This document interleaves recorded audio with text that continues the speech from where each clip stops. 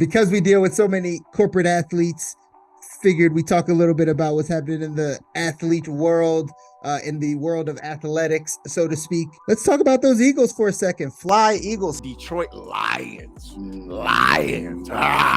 Right? Why are we going to do that? No, they did not make the playoffs. That's all right. What they did do, though, is defeat the Green Bay Packers and keep them from making the playoffs, because that's Detroit. If we don't make it, you don't either. That's what we do. We win games to keep you out of the playoffs. We don't win games to get ourselves in the playoffs. Jalen Hurts just agreed to a 5-year, $255 million extension with the Eagles. That's a big deal. Some people are saying he's overpaid, though. I don't think he's overpaid. We never, ever really dive into the money of the quote-unquote owners, right? If somebody can pay you millions, you best believe they're making billions off of you. Women's college basketball. I think the game was entertaining. I don't think that this was classless, like some of the media outlets are saying that, like, ridiculous. Right, there's no class in it. I play college basketball. I still play pickup basketball. I still talk trash. Everyone that has any competitive spirit when you're playing ball, you still talk trash. One thing I want to talk about is the mindset of Victor Wembanyama. Like, if you pay attention to the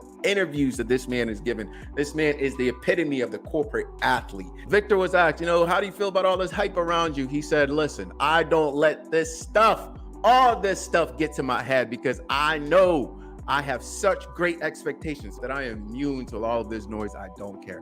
Why, oh why does America hate real food? The U.S. Department of Agriculture has approved the sale of cell culture chicken. Former Department of Education official is on trial for allegedly accepting bribes to overlook the poor quality of food served in New York City public schools. Plastic, bones, and metal were all found in chicken tenders. McDonald's, Wendy's, Chick-fil-A, some random convenience stores, etc. I'm like, man, what's my best option here? So I grabbed some Chick-fil-A. And I hop on the Good Life call here to discuss the show.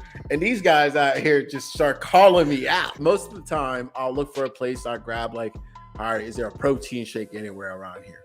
Couldn't even find that. This really is the modern food environment. I was caught in a rock and a hard place. Am I going to not eat for my 5 to 6 hour flight, or was I going to eat Chick-fil-A and avoid the dusty sawdust pretzels that they serve on there? I feel like we're speaking to a lot of people today on this health conversation. He says consistent with pre-diabetes, and right, he doesn't like the way he's eating, right? So I'm sure there's a lot of people out there like that, Aaron. Hence why we're having this conversation, to give you the things, the alternatives that you can do, the things that you can start subtracting, get yourself back in track, brother. You are not alone, my brother. According to statistical modeling, by the year 2030, there'll be 568 million full-blown diabetics. Sheesh. Go anywhere in America, you see a Papa John's, you see an Arby's, you see a McDonald's. To say that this is the environment is setting us up to fail, to say the least. Now look at this here. You say, okay, fine, that's cool, but I'm going to go to grocery stores to buy here. The same mega groups are controlling that as well. Look at the grocery systems that we have. They're pretty much all the same, pushing the same foods, right? The Walmart family just bought the Broncos, so they're doing pretty well. This transparent moment, guys, on the podcast. My daughter is like snacking all day long. Probably sure there's some parents out there that are like, that's fine. She's a growing child. All I can see from my daddy brain is her eating because she's bored or not stimulated. Growing up, as a young kid before moving to the US, I never had money when I was out with my friends buying food, because we could find food. You could either find a tree, or somebody who's selling food on the side of the road will give you some fruit. It really wouldn't be that difficult for governments, etc., to implement something of that nature. But what we're rather implementing is we don't want to mess in our cities and whatnot. We want sterile looking cities that only have fake vegetation that shouldn't be growing there, and everybody, and then homeless people on the streets going hungry,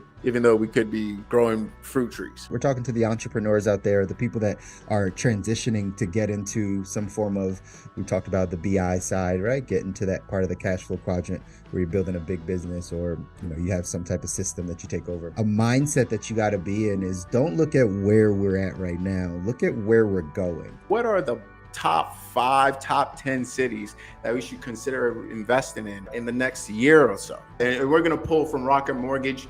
They do not sponsor the show. However, if they would like to sponsor the show, they can always contact us. Until then, top 5 cities. A system, heard this before, stands for save yourself time, energy, and money. And what it does is you put these systems in place so that you can work on the system, and then people can run that system. You can step away from it and it can run better than how you left it. That is the key to building a big business and not just being self-employed.